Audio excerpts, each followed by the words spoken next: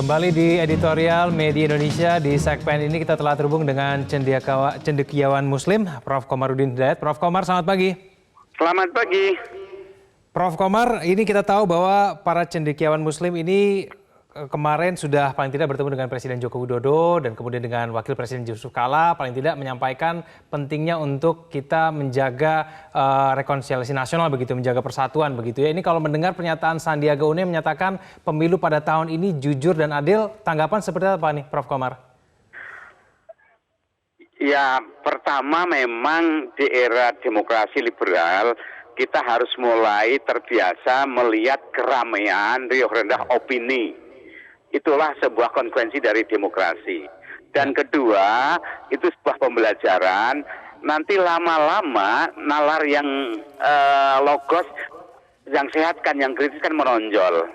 Ya. Bahkan kita lihat politisi itu kan seperti artis. Kadang ada yang lucu-lucu gitu kan. Ya kita ketawakan aja kalau yang lucu-lucu itu. Oke. Nah, kalau yang pernyataan dari Sandiaga Uno diterjemahkan seperti apa nih Prof. Komar ke depannya? Ya, hemat saya Sandiaga Uno membuat keseimbangan ya. Jadi politisi yang emosional, baik paslon 1 dan 2, itu salurkan saja, tidak apa-apa. Tapi di antara mereka harus ada yang mengingatkan bahwa kita itu negara demokrasi. Demokrasi itu akan tegak kalau disertai hukum konstitusional.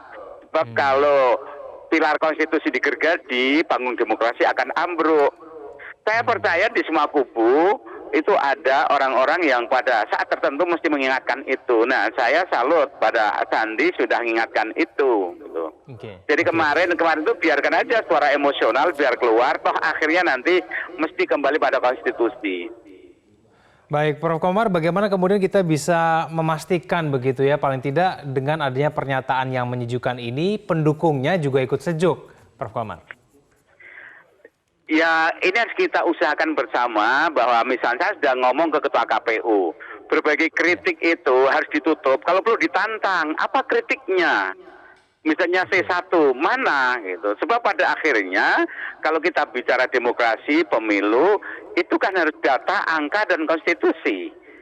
Jadi satu kepada KPU harus profesional, karena nasib peralihan pemerintahan ini kan di tangan KPU. Kalau sampai KPU gagal, negara ambruk, ongkosnya mahal sekali. Sehingga KPU harus didesak, harus profesional, transparan.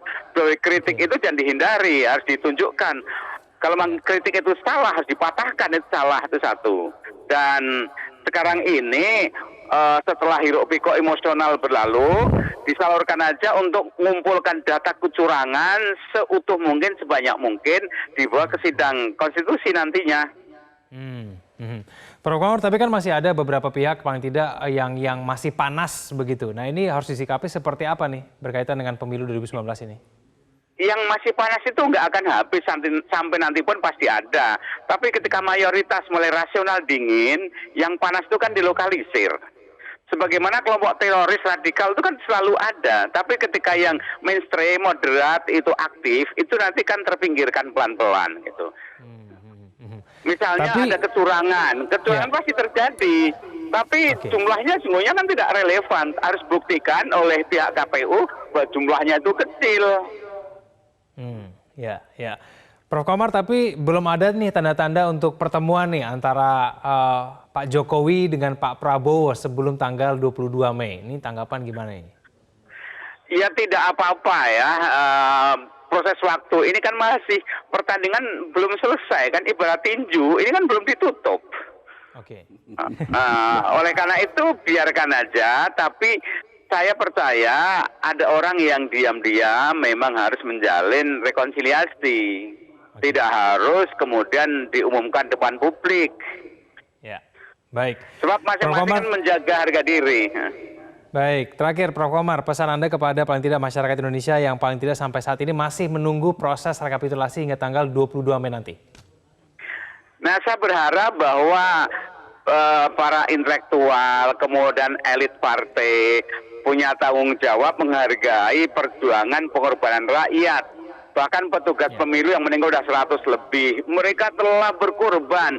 janganlah pengorbanan mereka itu disia-siakan, kemudian elit politik malah ribut, mikir dirinya sendiri. Ya. Jadi egonya harus ditekan, kita harus menghargai kepentingan publik bersama yang lebih besar.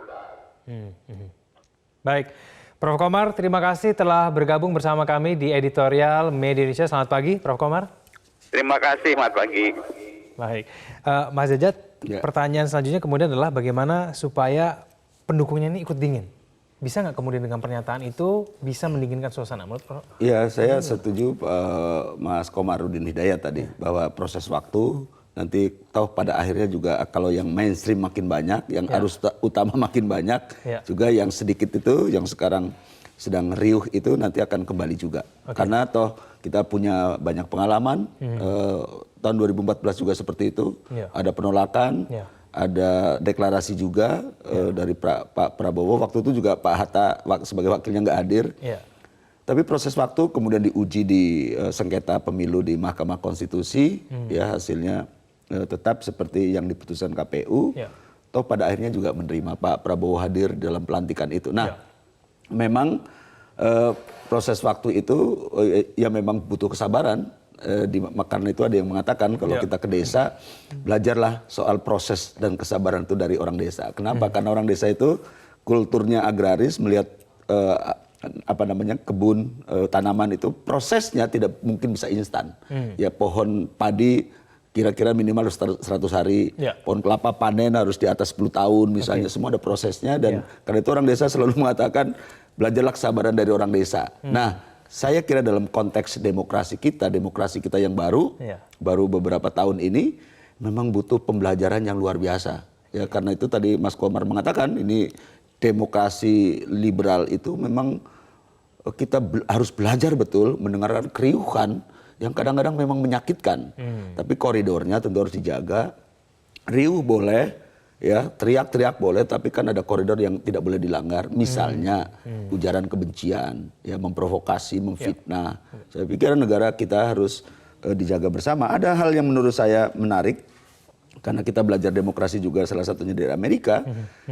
2016 misalnya ketika Donald Trump terpilih, padahal kan survei waktu itu mengatakan Hillary yang menang. Iya, Reuters misalnya 90%, ya New York Times misalnya 85% Hillary menang. Tapi faktanya Donald Trump yang menang. Apa yang dilakukan? Selain sehari setelah itu Hillary Clinton yang kalah, ada pidato kekalahan.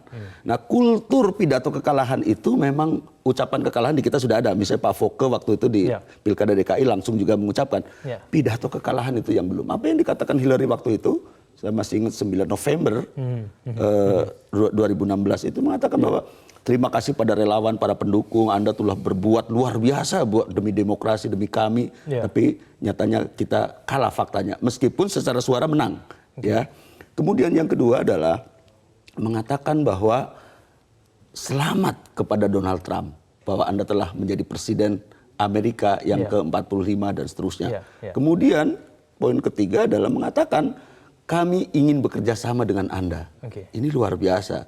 Apa yang dari 3 poin itu adalah menjaga keutuhan bangsa itu. Karena sekeras-kerasnya kompetisi, tidak mungkin ada 2 kandidat menang. Pastilah 1 orang yang menang. Karena dalam demokrasi, pemilihan atau seleksi kepemimpinan yang paling beradab itu memang lewat seleksi pemilu itu.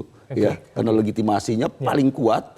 Kalau zaman dulu sukses itu bunuh-bunuhan, raja yang satu membunuh raja yang lain, itu karena nggak punya kultur demokrasi, ya karena di kerajaan-kerajaan kita dulu kan juga seperti itu, di Timur Tengah juga seperti itu, suksesi menggantikan kepemimpin itu harus bunuh-bunuhan dulu. Nah, penggulingan demokrasi tidak itu, election, pemilihan, rakyatlah yang menentukan. Nah, kalau kemudian sudah dilakukan, hasilnya sudah juga, misalnya kelihatan nanti tanggal 22 Mei, saya kira juga semua pihak. Memang kita terlalu panjang ya. Waktu pengumuman itu mungkin kapan-kapan, mungkin pemilu yang akan datang bisa diperpendek supaya juga tidak menimbulkan gejolak, menunggu terlalu lama dan untung sebenarnya masih ada lembaga survei soal hitung cepat quick count itu. Paling tidak ini menjadi guidance ya. Baik, Kang Jajat kita akan lanjutkan dulu kita di segmen selanjutnya. Pemirsa jangan kemana-mana, kami akan segera kembali.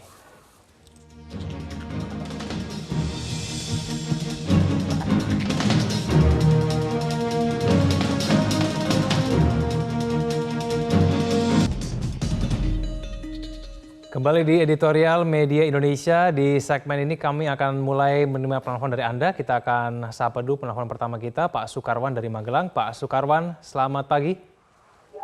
Selamat pagi, Metro. Silakan Pak Sukarwan. Ya, mestinya harusnya seperti itu ya, tokoh-tokoh elit, para tokoh politik, ketua partai, memberi pernyataan-pernyataan itu yang menyejukkan. Satu kalimat yang diucapkan oleh Sandiaga Uno akan menyejukkan beberapa juta orang di Indonesia.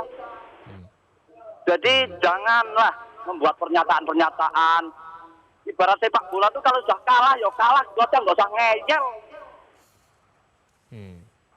Jika ada peribahasa ya, jika seseorang itu suka menjelek-jelekan orang lain, maka orang itu terlebih dahulu akan lebih jelek.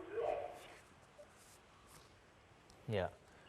Kalau dari pengamatan Pak Sukarwan sendiri, kalau di daerah masih panas atau seperti apa nih kondisinya? Enggak, daerah itu di daerah saya dan ini mewakili seluruh Indonesia. Para petani yang sudah nyoblos ya kembali ke tanah ke ladang, enggak urusan lah. Karena sudah percaya sama lembaga yang diatur undang-undang yaitu KPU.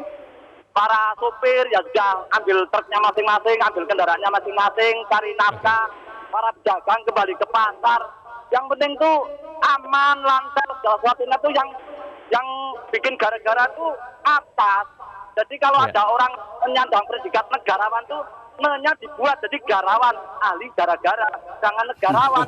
Kalau negarawan itu seperti Sandiaga Uno itu lambat laun kan mengakui kekalahan Sandiaga Uno itu tanpa sadar tuh. Baik, terima kasih Pak Sukarwan dari Magelang. Saya langsung beralih ke Ibu Intan di Bogor, Jawa Barat. Ibu Intan, selamat pagi. Selamat pagi. Ya, silakan Bu Intan. Kalau menurut saya Mas Sandi itu kan dari dulunya udah kelihatan kalau waras gitu ya. Semoga kewarasannya ini menggema, jadi menular kepada lingkungannya, kepada pendukungnya. Yang banyak kan katanya ibu-ibu. Ibu-ibu itu banyak memilih Mas Sandi karena apa? Karena tampan, karena baik katanya. Jadi kayaknya bukan capresnya tapi cawapresnya yang dipilih.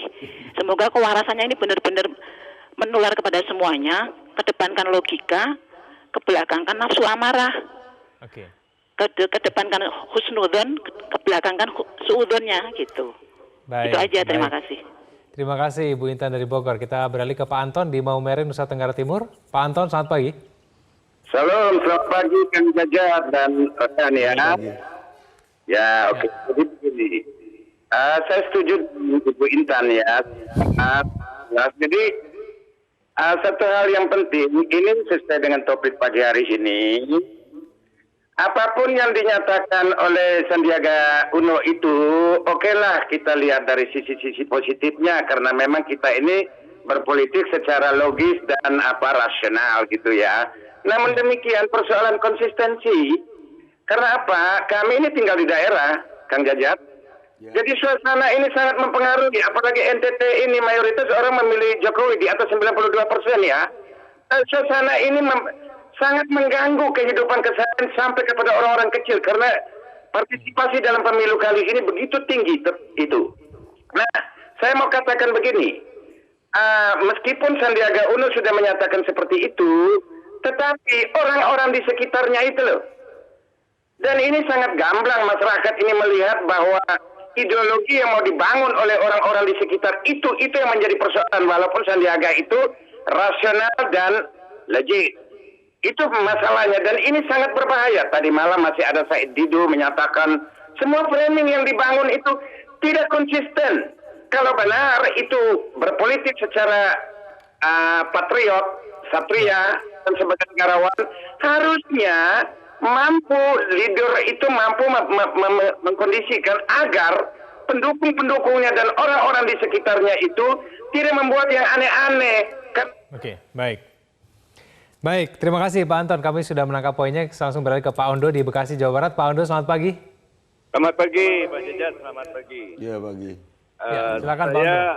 Ya, berapa untuk Sandiaga Uno apabila itu memang betul-betul inisiatif sendiri. Sandiaga Uno itu masih muda, dia masih punya peluang di masa yang datang. Jadi wajar dia agak membangkang dari yang tuir-tuir yang gila jabatan itu. Dia tidak mau menggadaikan kecerdasannya dengan mengatakan quick count itu bohong, KPU itu tidak adil. Dia juga tidak mau mengatakan pemilu saat ini bobrok atau banyak kecurangan TSM, terstruktur, sistematis, masif. Pemilu sudah berjalan dengan baik, dia katakan sebaliknya, dan transparan. Saya menduga dia tidak mau tampil saat pendeklarasian karena dia tidak mau melawan hati nuraninya bahwa ya sudah kalah lah gitu. Sehingga pada saat terakhir dia tampil terlihat mukanya itu seperti keterpaksaan atau dipaksa untuk tampil. Jadi mudah-mudahan ungkapan Sandiaga Uno ini bisa ditiru oleh kubunya yang mengutamakan persatuan bangsa. Jadilah orang-orang cerdas yang benar, jangan membodoh-bodohin seperti Said Didu mengatakan kalau terjadi kecurangan yang TSM ini orang-orang gila kan yang begini nih. Buktikan saja di pengadilan nanti di MK gitu loh. Makasih. Baik, terima kasih Pak Ando. Pemirsa jangan kemana-mana, editorial Media Indonesia akan segera kembali usai jeda berikut ini.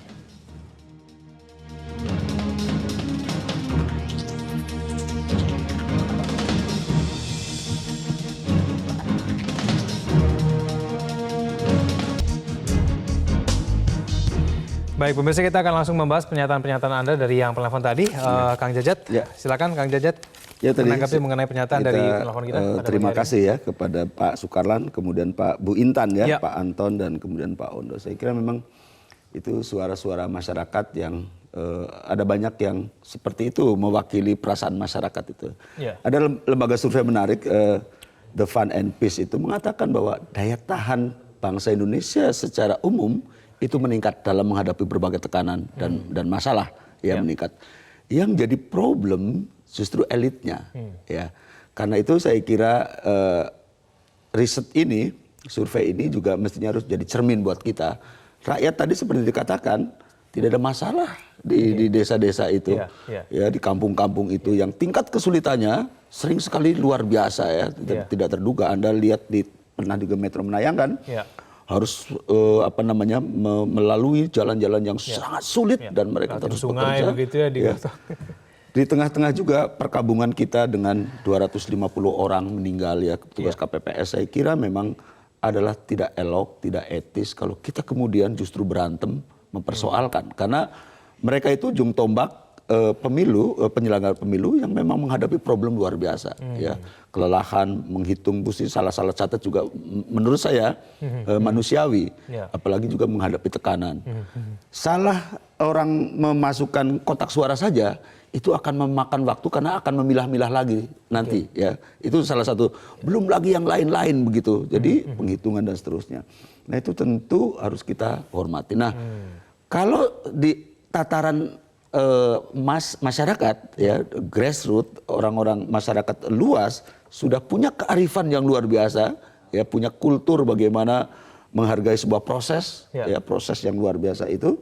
Tetapi kalau di kalangan elit kok belum, saya kira memang ini menjadi persoalan. Saya mungkin paham lelah juga kali ya, tentu ya pasti lelah mereka ketika selesai pemilu kan.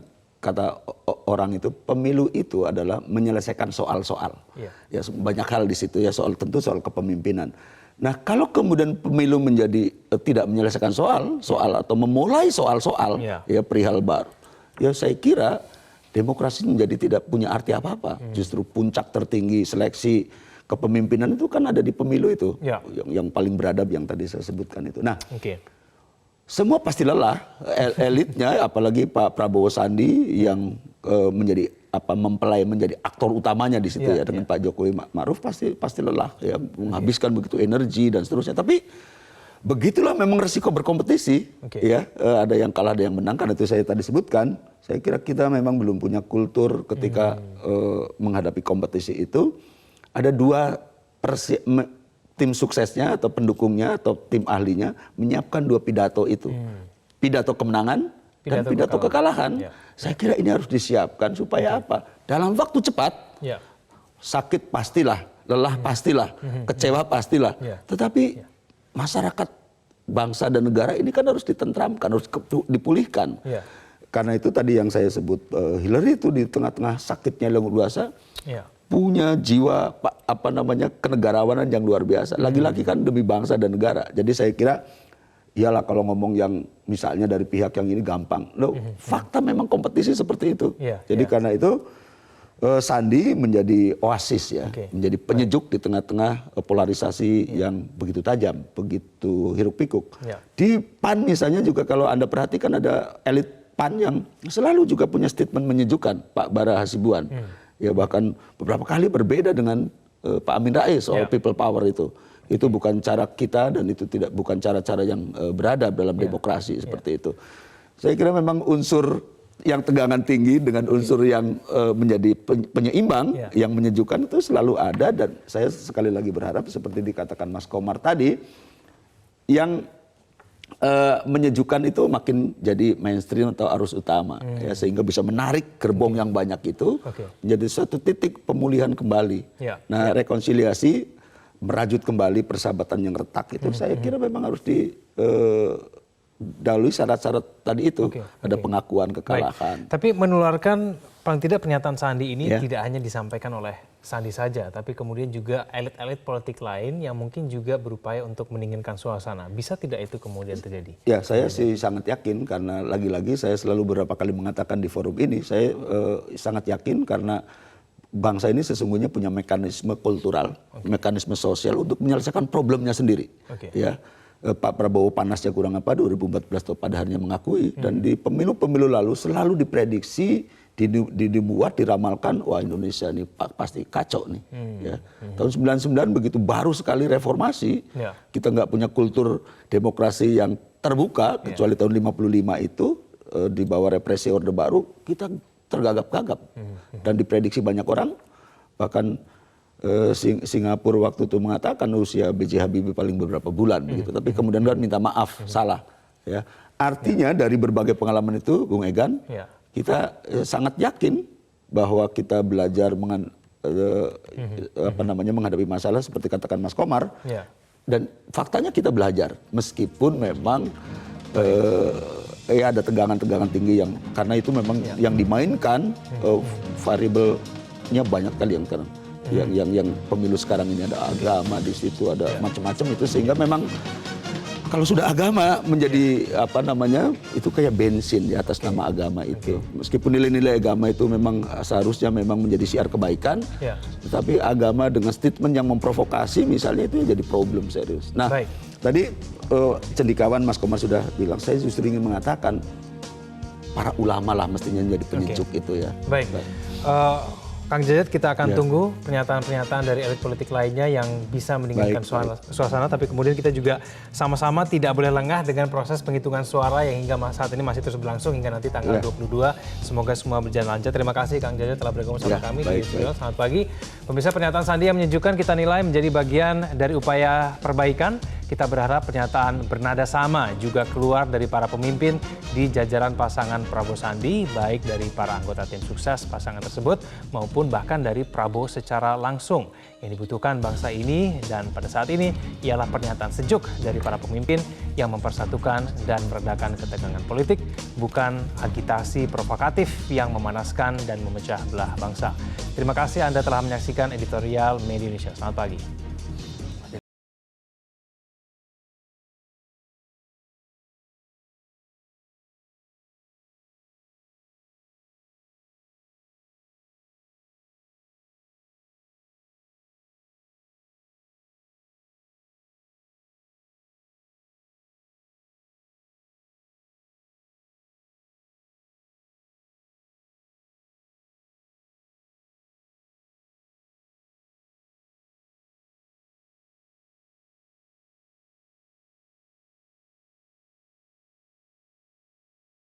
Metro TV, knowledge to elevate.